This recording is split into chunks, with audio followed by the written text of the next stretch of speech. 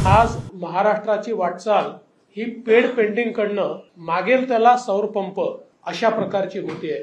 पण या शेतकऱ्यांना आपण विचार केला तर पुढच्या 25 वर्षाकरता या ठिकाणी कुठलंही बिल लागणार नाहीये। पुढच्या काळामध्ये त्यांनी अधिकची वीज तयार केल्यानंतर ती ग्रीडमध्ये कशी टाकता येईल आणि त्यांना त्यातनं उत्पन्न कसं देता येईल, म्हणजे बिल भरणारा हा आता पैसे घेणारा कसा होऊ शकेल, अशी योजना शेतकऱ्यांपर्यंत आणण्याचा प्रयत्न या सरकारच्या माध्यमातून चाललेला आहे।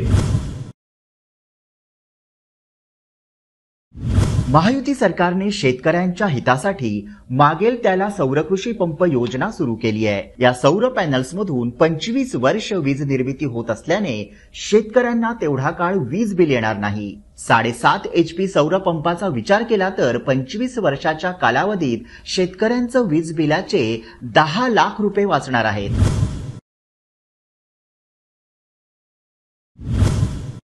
सौरकृषी पंपाच्या पॅनल्समधून निर्माण होणारी अतिरिक्त वीज ग्रीडमधून पाठवून वीज कंपन्यांना विकता येईल। त्यामुळे शेतकऱ्यांना अतिरिक्त उत्पन्न मिळवता येईल। उपमुख्यमंत्री देवेंद्र फडणवीस यांनी आणलेल्या सौरकृषी पंप योजनेमुळे शेतकऱ्यांचं जीवनमान उंचावणार आहे।